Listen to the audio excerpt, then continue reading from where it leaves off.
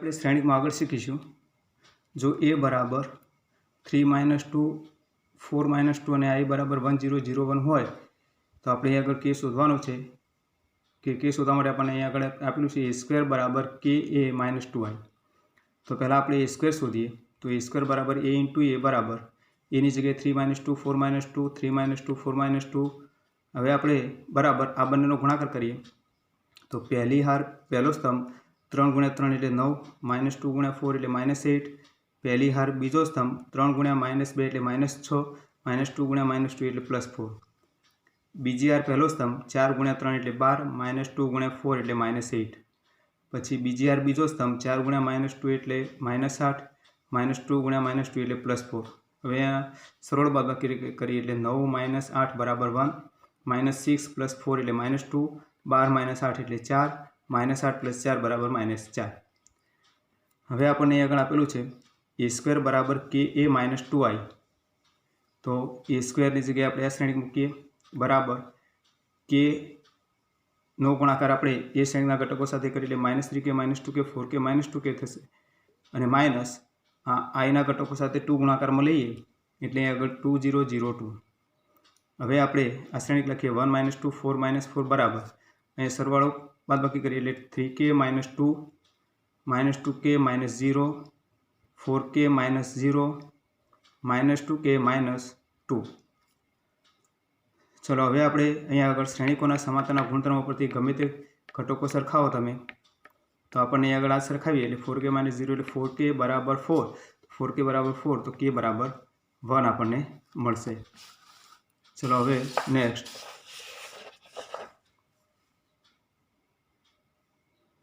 અહીંયા જો a બરાબર 0 -tan α/2 tan α/2 0 અને I એ 2 કક્ષાવાળો એકમ શ્રેણિક હોય તો સાબિત કરો કે I + a બરાબર I - a × cos α - sin α sin α cos α। હવે આપણે અહીં આગળ tan α/2 બરાબર આપણે t લઈએ તો cos α બરાબર આપણું સૂત્ર છે 1 - tan² α/2 / 1 + tan² α/2 એટલે અહીંયા કિંમત મૂકી દઈએ એટલે બરાબર 1 - t² / 1 + t²। sin α બરાબર 2 tan α/2 / 1 + tan² α/2 આ પણ સૂત્ર છે તો આના બરાબર અહીંયા કિંમત મૂકી એટલે 2t / 1 + t²। હવે a બરાબર 0 - tan α/2 tan α/2 0 તો અહીંયા પણ કિંમત મૂકી એટલે 0 - t t 0 આપણને શ્રેણિક a મળશે।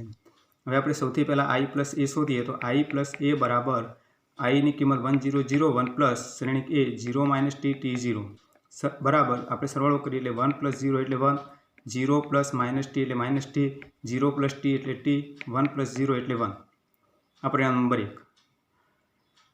હવે આપણે I - a × cos α - sin α sin α cos α આપણે અહીં આગળ કિંમતો મૂકીએ તો હવે આપણે અહીં આગળ I ની જગ્યાએ 1 0 0 1 માઇનસ અહીં આગળ a ની જગ્યાએ 0 - t t 0 કૌંસ પૂરો એની સાથે શ્રેણિક cos α અને sin α ની આપણે કિંમતો મૂકી દઈએ આપણે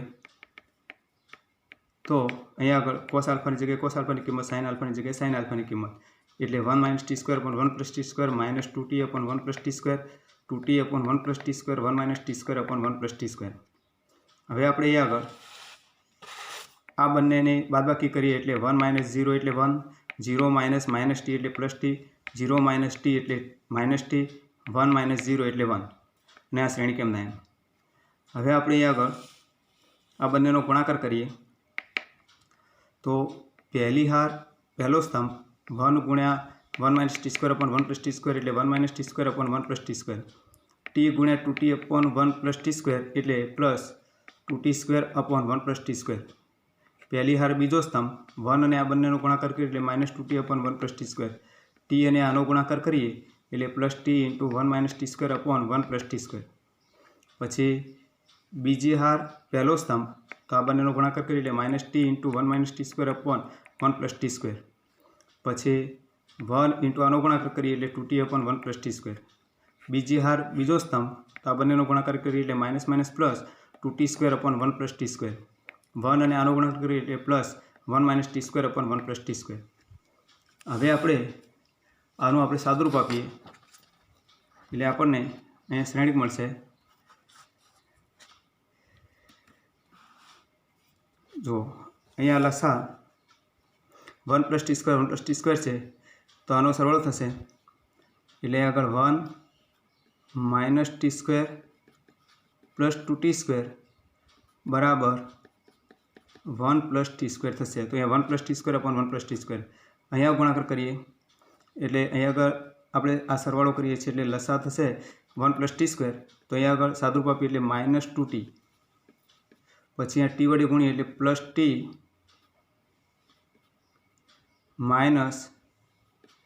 t3। હવે અહીંયા આગળ થશે -t - t3 એટલે આમાંથી આપણને -t સામાન્ય કાઢીએ એટલે અહીંયા 1 + t² વધશે એટલે -t × 1 + t² / 1 + t²।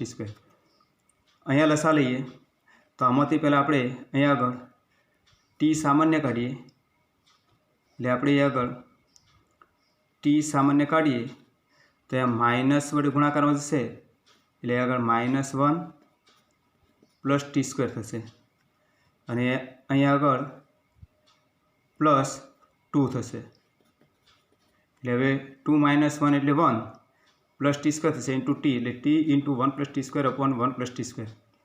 પછી આગળ 2t² માંથી t² જાય એટલે t² અને +1 એટલે 1 + t² / 1 + t²। તો હવે આ 1 + t² અંશોની છેદમાંથી દરેક પદમાં ઉડી જશે એટલે અહીંયા 1 વધે એટલે 1, અહીંયા -t, અહીંયા t અને અહીંયા આગળ 1 એટલે આના બરાબર આપણે સમીકરણ 1 માં આનું પરિણામ શોધ્યું હતું બરાબર i + a એટલે આપણને જે પરિણામ સાબિત કરવાનું એ સાબિત થઈ ગયું। ચલો હવે નેક્સ્ટ આપણને અહીંયા આગળ રકમ આપી છે પહેલાં રકમ બરાબર ધ્યાનથી વાંચી જવાની। અહીંયા રકમ શું કહે છે જુઓ, એક ટ્રસ્ટ પાસે ₹30,000નું ભંડોળ છે। ટ્રસ્ટની પાસે 30,000 રૂપિયા ભંડોળ છે। હવે ટ્રસ્ટને આ ભંડોળ બે જુદા જુદા પ્રકારના બોન્ડમાં રોકવાનું છે એટલે બે જગ્યાએ રોકાણ કરે છે। એમાં શું કહે છે, પ્રથમ બોન્ડ પ્રતિ વર્ષ 5% વ્યાજ આપે છે। જે એક બોન્ડ છે એ પ્રતિ વર્ષ 5% વ્યાજ આપે છે અને બીજો બોન્ડ પ્રતિ વર્ષ 7% વ્યાજ આપે છે। જો ટ્રસ્ટને વાર્ષિક વ્યાજ પહેલું ₹1800 મળે એ રીતે આ બંનેમાં કેવી રીતે રોકાણ કરશે અને ₹2000 મેળવવું હોય તો એ કઈ રીતે રોકાણ કરશે, તો આ મૂડીના આપણે કયા પ્રકારે રોકાણ કરશે એના આપણે ભાગ શોધવાના છે। હવે તે શ્રેણિક ગુણાકારના ઉપયોગથી આપણે નક્કી કરવાનું છે। એટલે હવે સૌથી પહેલાં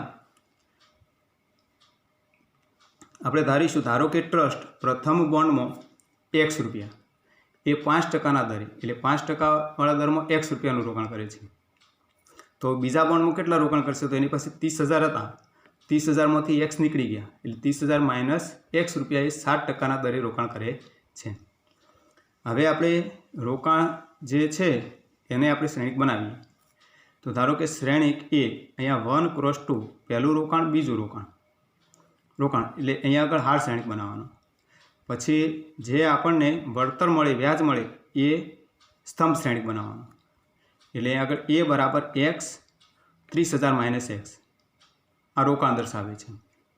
હવે બીજો શ્રેણિક આપણે ધારીએ તો બીજો શ્રેણિક b આ હાર હતો, બીજો સ્તંભ થશે એટલે 2 × 1 આ 1 × 2 હતું તો આ 2 × 1 થશે। એ રોકાણ પર મળતું શું કહે છે, વળતર એટલે કે વ્યાજ દર્શાવે છે।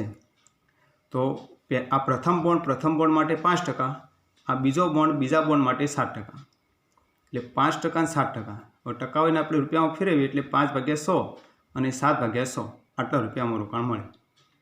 હવે આપણે એ પ્રશ્ન કે કુલ વાર્ષિક વ્યાજ ₹1800 મળે એટલે એનો મતલબ શું થયો કે શ્રેણિક એ અને શ્રેણિક બીનો ગુણાકાર એ શ્રેણિકની અંદર 1800 જેટલો મળે। તો હવે ઇમ્પ્લાઇઝ આપણે શ્રેણિક એની જગ્યાએ એના ઘટકો એટલે x 30,000 - x, બીની જગ્યાએ 5/100 7/100 બરાબર 1800। હવે આપણે આ બે શ્રેણિકોનો ગુણાકાર કરીએ તો એક જ હાર છે, પહેલી હાર પહેલો સ્તંભ એટલે x × 5/100 એટલે 5x/100, પછી 30,000 - x × 7/100 એટલે 7 વડે અહીંયા ગુણી કાઢીએ એટલે 30,000 આપણે 7 વડે ગુણીએ એટલે 2,10,000 માઇનસ અહીંયા 7x ભાગ્યા 100 બરાબર 1800. હવે શ્રેણિકની અંદર આ 1 × 1 થઈ ગયો એટલે આપણે ઘટકો સરખાવી દઈએ એટલે 5x ભાગ્યા 100 પ્લસ 2,10,000 માઇનસ 7x ભાગ્યા 100 બરાબર 1800. હવે 100 બંનેમાં સરખા છે એટલે 100 વડે આપણે દરેક પદને ગુણી કાઢીએ એટલે આપણે અહીંયા આગળ 2,10,000 માઇનસ અહીંયા 5x માઇનસ 7x એટલે માઇનસ 2x બરાબર અને 100 વડે ગુણીએ એટલે 1,80,000. હવે આપણે 2xની સૂત્ર કરતાં બનાવીએ એટલે 2x આ બાજુ જશે અને 1,80,000 આ બાજુ હશે એટલે 2x બરાબર 2,10,000 માઇનસ એટલે આપણે અહીં આગળ 2x બરાબર 2,10,000 માઇનસ 1,80,000. હવે આપણે 2x બરાબર આપણને 30,000 મળ્યા એટલે x બરાબર 15,000 થશે. 2 વડે ભાગીએ તો આ x એ આપણને આગળ પ્રથમ બોન્ડનું રોકાણ છે એટલે આમ ₹1800ના વ્યાજ માટે પ્રથમ બોન્ડમાં x બરાબર 15,000 અને બીજા બોન્ડમાં 30,000 માઇનસ x એટલે 15,000 એટલે 30,000 માઇનસ 15,000 એટલે 15,000 રોકાણ કરશે.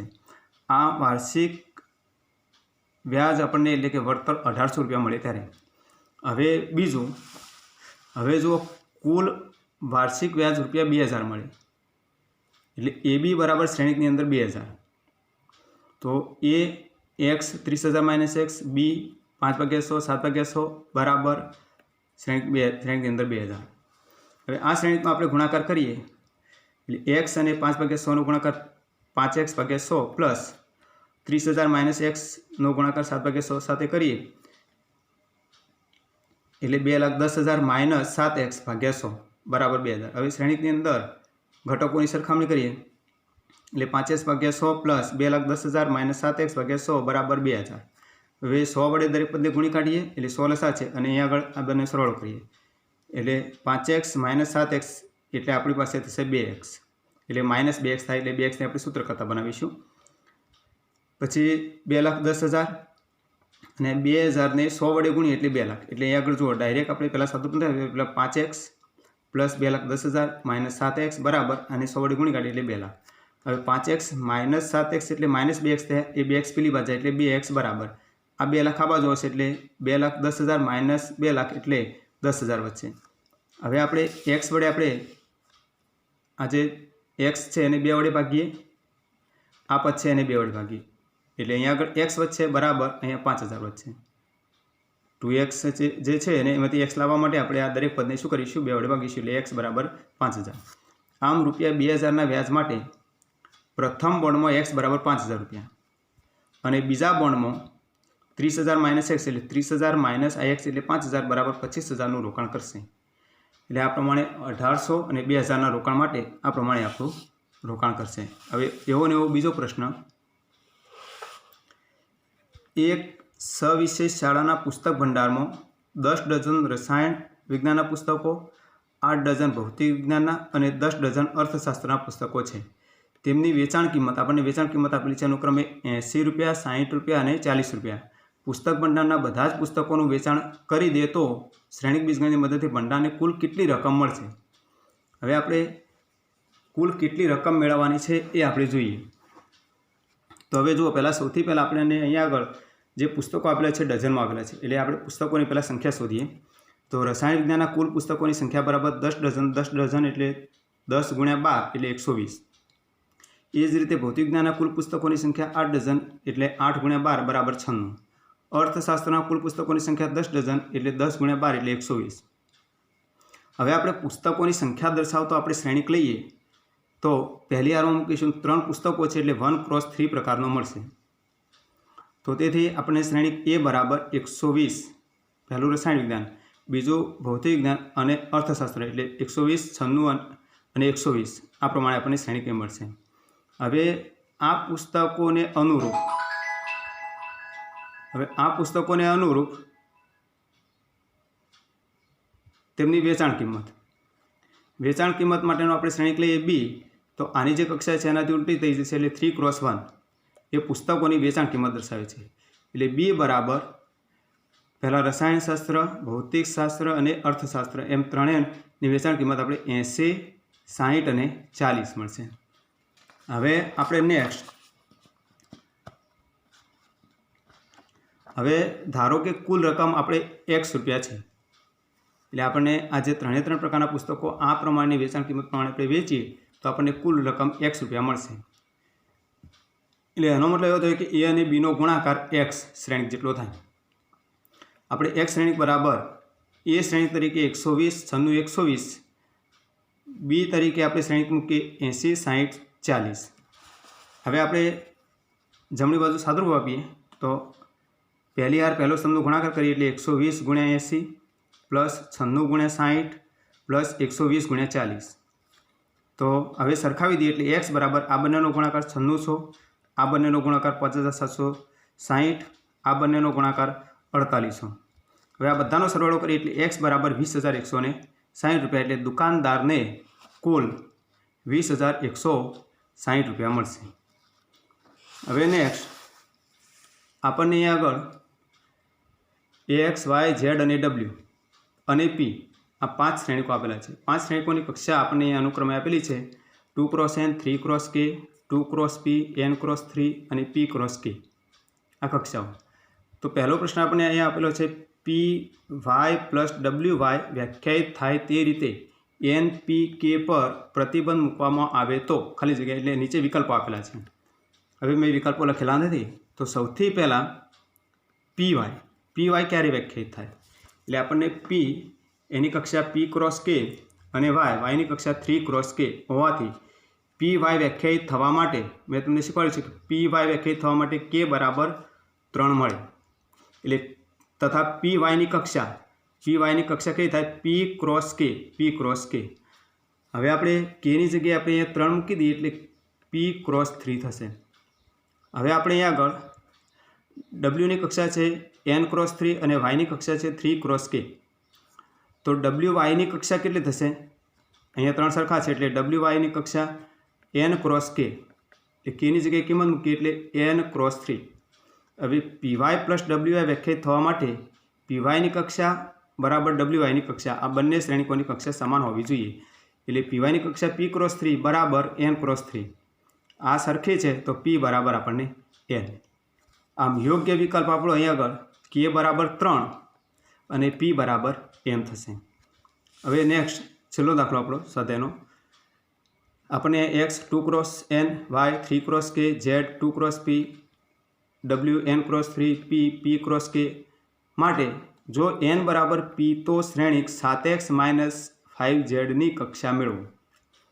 હવે આપણને અહીં આગળ xની કક્ષા છે 2x n અને zની કક્ષા છે 2×p હોવાથી 7x - 5z વ્યાખ્યાયિત થવા માટે આપણે અહીં આગળ આ બંનેની કક્ષા સમાન હોવી જોઈએ, એટલે 2x n બરાબર 2×p, એટલે એનો મતલબ એવો થયો કે n બરાબર p, એટલે કે n અને pની કિંમત સરખી થશે.